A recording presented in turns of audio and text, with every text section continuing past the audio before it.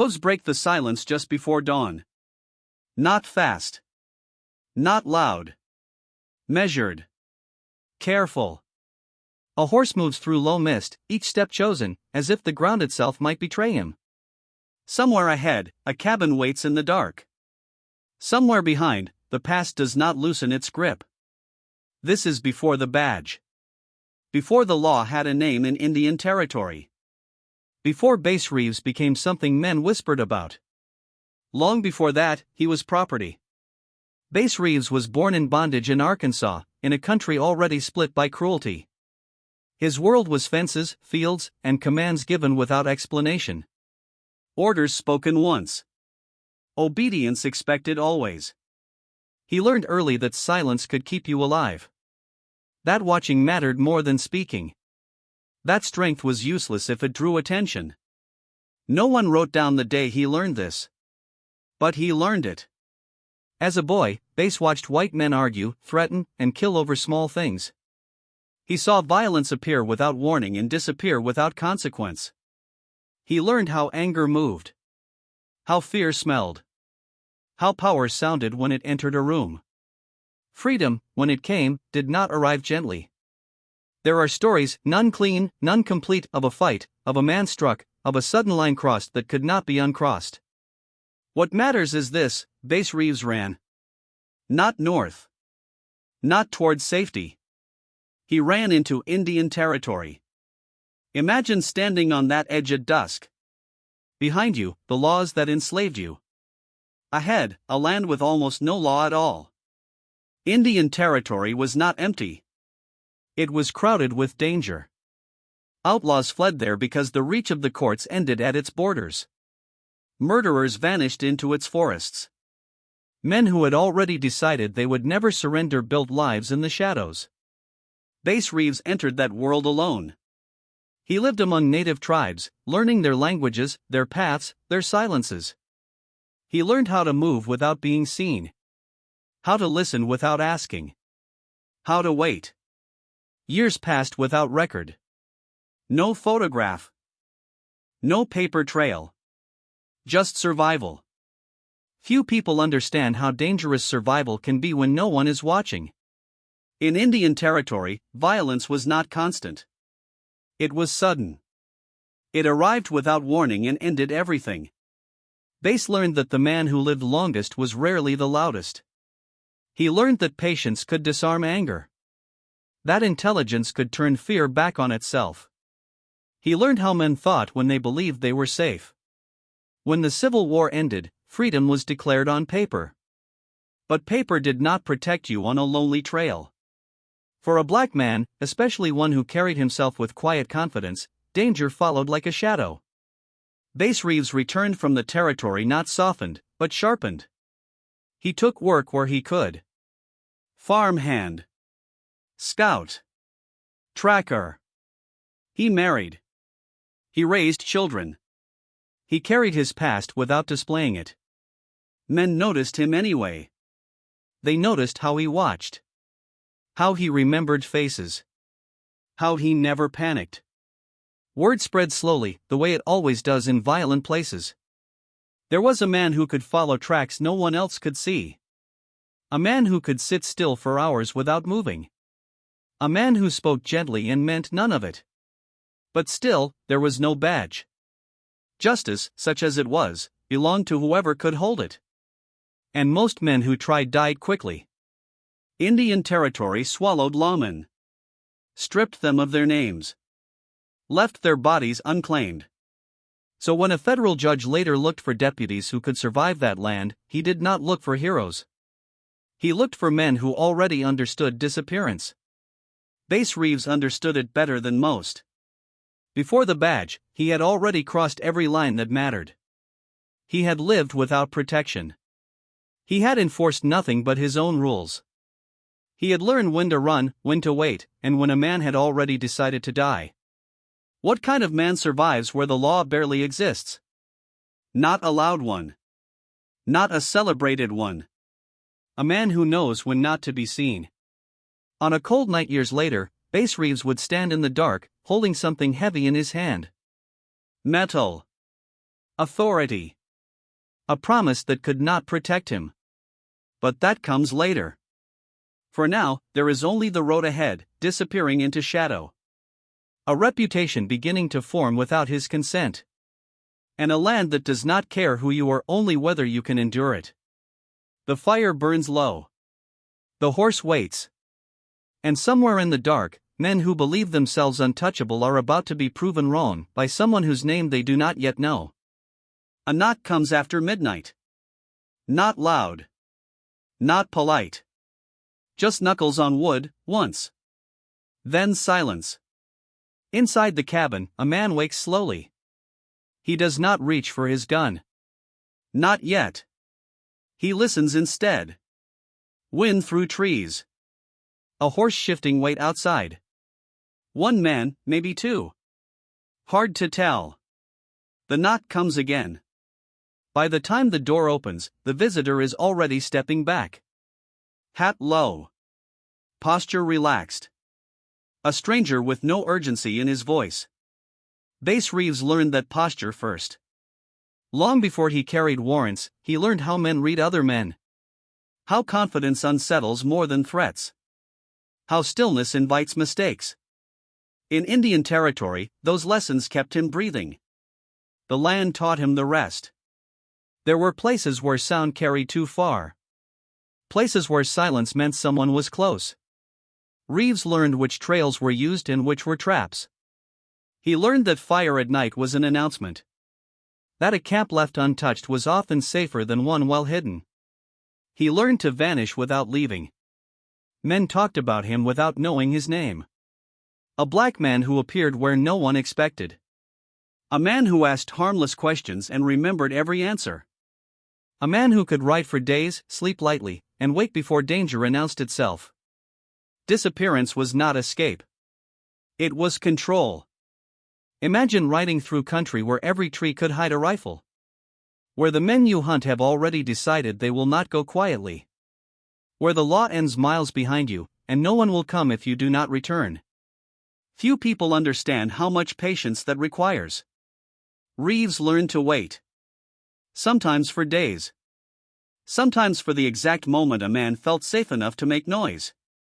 He learned that fear dulls when it is stretched thin. That arrogance grows in quiet places. He learned to become ordinary. Once, he approached a camp dressed as a drifter, clothes torn, posture bent. Another time, a farmer. Another time, a preacher. The disguises were not clever. They were believable. That was the difference. Men lower their guard around what they recognize. When the moment came, it was never loud.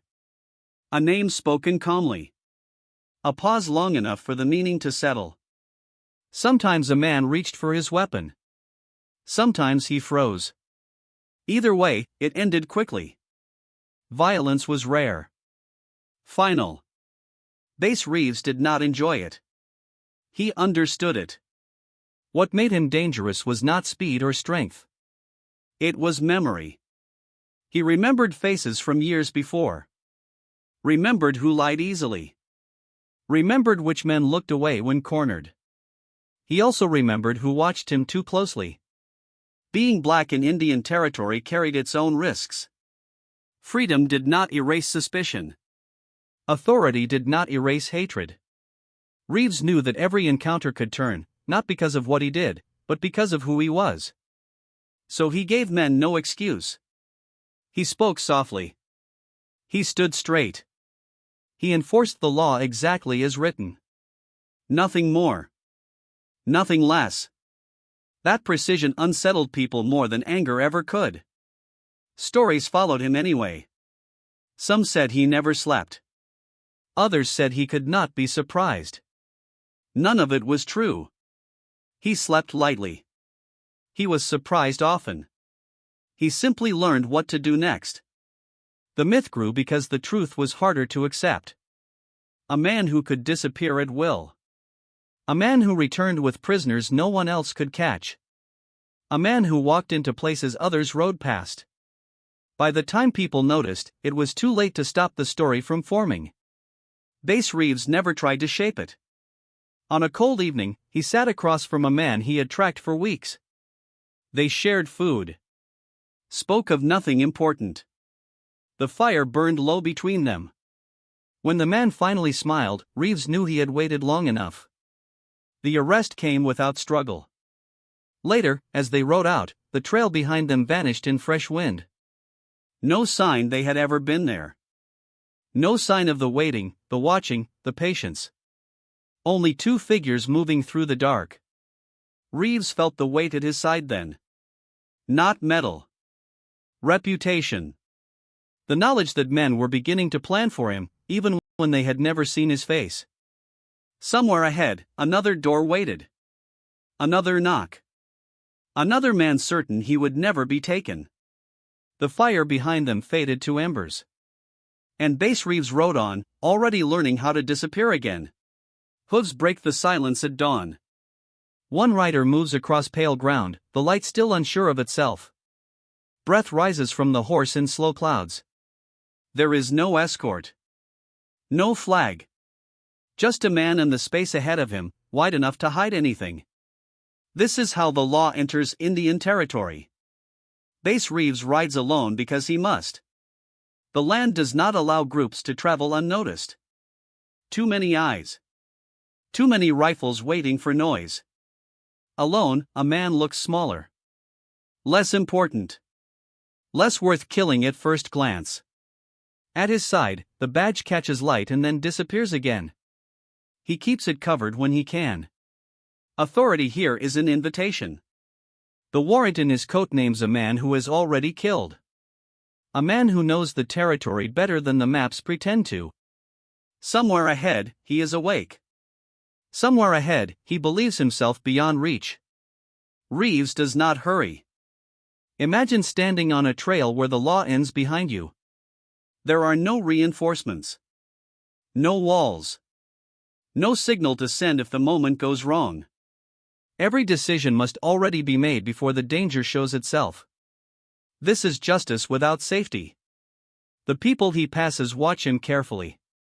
Some recognize the badge. Some recognize his face. Some see only a black man riding with purpose and do not bother to hide their thoughts. Reeves meets none of it directly. He nods. He moves on. He keeps his voice level. Fear feeds on reaction. He offers none. At a crossing, he dismounts and studies the ground. Tracks overlap. Old prints, new ones, some deliberate, some careless. The trail bends toward thicker cover. Reeves waits. Listens. The territory breathes around him. He chooses the longer way. By nightfall, he is close enough to smell smoke. A camp sits low, hidden but not well. One man. A fire too large. A rifle leaning against a log, positioned for speed, not caution. Reeves watches until the man relaxes. This is the moment most lawmen rush. The moment they announce themselves and hope for the best. Reeves does not. He lets time work. He lets the man grow bored with his own fear. When he steps into the light, his hands are visible. His voice is calm. He speaks the man's name once. The pause that follows stretches thin. The man reaches for his rifle. Not fast enough. The sound is brief. Final. When it is over, the fire crackles as if nothing has happened. Violence does not linger here. It cannot afford to. Reeves binds the body, searches quickly, then sits back down by the fire. He eats. He waits. Another man might come looking. Another rifle might already be aimed from the dark. None does. By morning, he rides again, the weight behind him heavier than the night before. The badge stays hidden. The prisoner stays quiet. They do not speak. Every mile back is more dangerous than the one before. Ambush favors the returning lawman. Reeves takes no direct path. He doubles back, crosses water, circles wide. He has learned how men plan for him. Word travels faster than he does now. It slips ahead into towns and camps. The law is coming alone. The law does not bluff. The law looks like someone you would not expect. Some men feel relief at that. Others feel insulted. Reeves feels only distance. The cost of this work shows itself in small ways. Sleep that never deepens. Meals eaten standing. Eyes that never stop scanning. Authority carried without protection wears a man thin.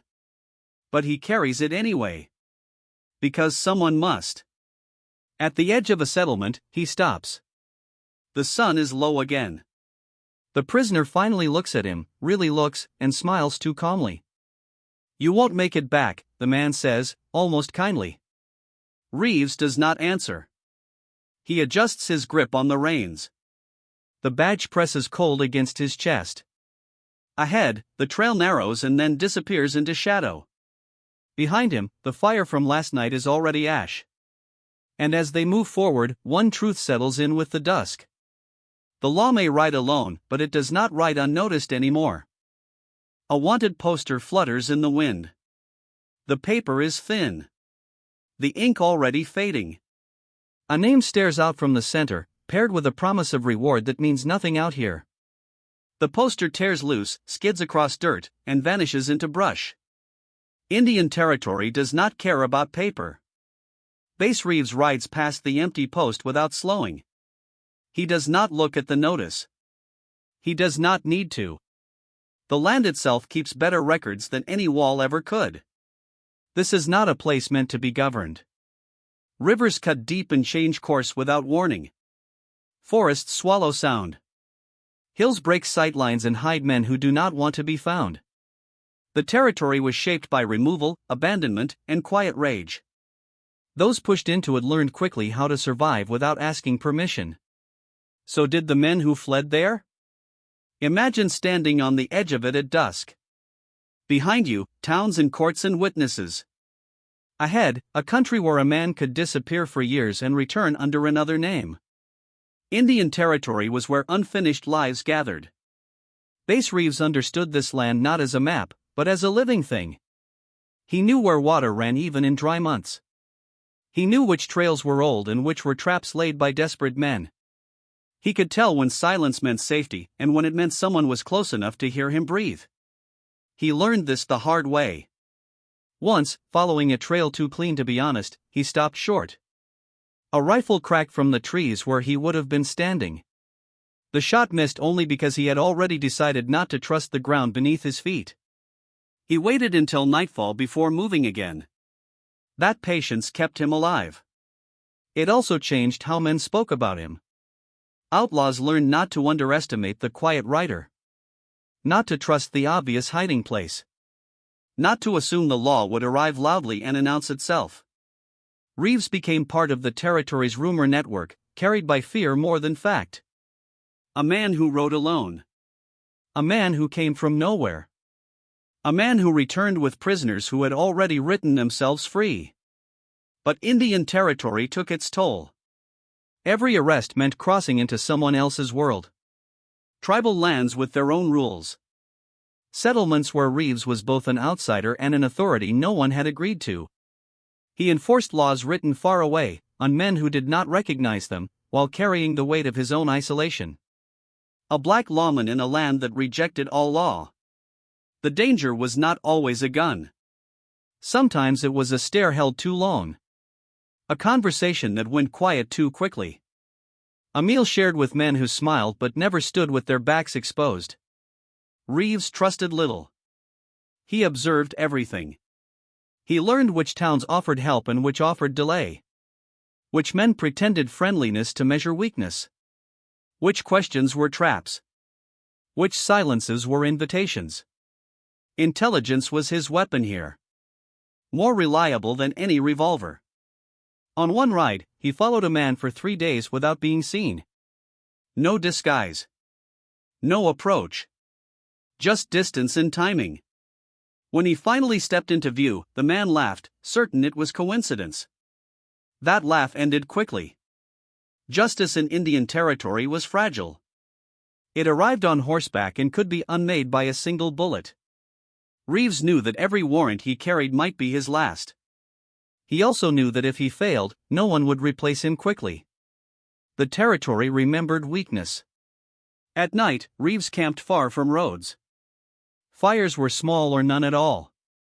He slept with one eye open, listening to the land settle and shift. Sometimes he dreamed of nothing. Sometimes he dreamed of running and never reaching the edge. By morning, he always rode again. Men began to leave when they heard he was nearby. Others stayed, convinced they were smarter, faster, untouchable. Those were the ones he brought back. Slowly, the territory adjusted. Outlaws planned for ambush instead of escape. Camps moved deeper into rough ground. Names changed more often. The land grew quieter, but not safer. Reeves felt the change in the way people watched him now. Not with disbelief, but with calculation. He had altered the balance, and the territory noticed.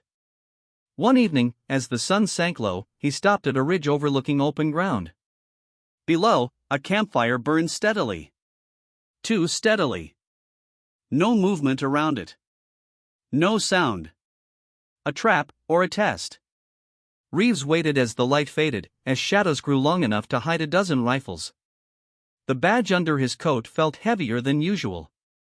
The wind shifted. The fire flickered. The trail ahead disappeared into dark. Somewhere below, someone was waiting. An Indian territory held its breath, deciding whether the law would pass through or be swallowed whole. A rifle is raised in the half-light. Not aimed yet. Just lifted enough to feel its weight. Somewhere ahead, a man has decided that this will not end in surrender. The woods are still. Too still. The kind of quiet that comes before something breaks. Bass Reeves stops his horse and listens. These are not frightened men he hunts now. These are men who have already crossed every line and kept going. Men who have killed without hesitation and slept afterward. Men who know what mercy looks like and chose to abandon it. Reeves knows the difference. Imagine riding towards someone who has nothing left to lose. The trail he follows is narrow and rough, cut through country that resists passage. Thorn and stone slow the horse. The land forces him to dismount, to lead, to make himself visible in pieces. Every step forward is an invitation to fire. He accepts it anyway. The men he hunts here have learned the territory's lessons too. They move camps often. They post watchers. They test newcomers with silence and delay. They expect the law to ride loudly, to announce itself with authority it cannot enforce. Reeves gives them none of that. He arrives as a shape first. A sound second. A man only when it is too late to pretend he is anything else. Once, approaching a hideout tucked into rock and brush, he waits through an entire night without moving. He listens to laughter rise and fall. To arguments flare and fade. To the careless confidence of men who believe themselves unseen. By morning, one of them steps out alone. The arrest is quiet. The struggle brief. By the time the others realize what has happened, Reeves is already gone, taking one of their own with him, leaving nothing behind but questions. Fear does the rest. The psychology of it matters. Reeves understands that men who know no mercy fear embarrassment more than death. Being taken by someone they underestimated cuts deeper than any wound. That fear spreads faster than gunfire. Stories travel ahead of him now, changing shape as they go. Some say he rides with ghosts. Others say he cannot be surprised. None of them understand the truth, which is simpler and more dangerous. He pays attention. Being outnumbered is expected. Being alone is assumed. What cannot be assumed is how he will approach, or when. That uncertainty breaks men. But the cost of this work grows heavier. Each capture means riding back through hostile ground with a man who watches for weakness. Each night spent guarding a prisoner means sleeping lighter than before. Reeves learns the subtle signs of escape plans. The quiet tension in a man's shoulders. The way eyes avoid contact right before they move. Sometimes the attempt comes anyway. Once, a prisoner lunges in the dark, hands closing fast. Reeves reacts without thought. The sound is sudden. Final. When it is over, he stands alone again, the night closing back around him as if nothing has happened. Violence here does not announce itself. It simply arrives, does what it came to do, and leaves. Reeves does not dwell on it. Dwelling invites hesitation. Hesitation invites death. What weighs on him more is the silence afterward. No praise follows him into the territory. No escort rides at his side. The men who benefit from his work rarely see its cost. He enforces the law on those who never accepted it, while knowing that many who claim to support him would not stand beside him in the dark. Race does not disappear behind the badge. It sharpens. Reeves feels it in the way some sheriffs hesitate before handing him warrants. In the way certain towns grow quiet when he enters. In the way his authority is always provisional, always one mistake away from being questioned. So he makes none. By the time he returns from a hunt, thinner and more tired than when he left, the names on his papers are fewer. The reputation attached to his own is heavier. Men begin to surrender at the sound of his voice. Others plan more carefully. A few decide they will not be taken alive. Those are the most dangerous. On one ride back, dusk settles early. Reeves camps without fire, the prisoner bound nearby. The man watches him closely, eyes bright in the dark. There is a calm in his expression that does not belong to fear. "You're famous now," the man says softly. Almost amused. Reeves says nothing. The wind moves through the trees, erasing tracks as it goes. Somewhere beyond the fireless camp, the territory listens, already adjusting to the presence of a man who has learned how to hunt those who feel nothing. The badge rests heavy against Reeves's chest as the night deepens. And as the embers of an unseen fire fade into ash, one truth becomes unavoidable. Men without mercy have begun to fear him. And fear, once awakened, does not stay quiet for long. A wanted poster flutters on a saloon wall. The edges are torn. The paper is old. The name printed beneath the sketch is not the one people whisper anymore. The face is wrong too. Cleaner. Lighter. Easier to accept. Bass Reeves rides past without looking up. By now, stories move faster than he does. They travel by mouth, by rumor, by exaggeration. Each retelling smooths the edges, sharpens the drama, removes the parts that make listeners uncomfortable. The man remains. The name begins to fade. Imagine hearing about justice secondhand. A writer who appears alone at dawn. A lawman who never misses. A figure who cannot be tricked, bribed, or outrun. People repeat the story without asking who he is. Reeves notices the change in small ways. When men surrender faster than before. When towns grow quiet the moment he enters. When children stare at him with curiosity instead of fear. The reputation has outgrown the man. And that is dangerous. Fame brings attention. Attention brings distortion. Reeves understands this instinctively. He keeps his routines plain. His clothing simple. His voice calm. He refuses to perform the role others want him to play. But the myth does not need his consent. In some places, his name is spoken carefully. In others, not at all. People describe what he does without describing who he is. A lawman. A writer. A shadow that brings men back in chains. A figure without a past. Race shapes the silence around him. It always has. Newspapers prefer stories that reassure. Tales that fit expectations. A black lawman who outwits and outlasts violent white outlaws does not sit comfortably on the page. So the details blur. The focus shifts. The name disappears. The work remains. Reeves continues writing. Continues serving warrants. Continues returning from places others refuse to enter. Each capture feeds the legend while quietly erasing the man beneath it. He hears his own story told back to him once, altered beyond recognition. A stranger describes a fearless white writer who brings justice with theatrical flair. Reeves listens without interruption. When the man finishes, Reeves nods and moves on. Correcting the story would change nothing. Few people understand how legends are made. They are not created to honor truth. They are shaped to comfort those who tell them.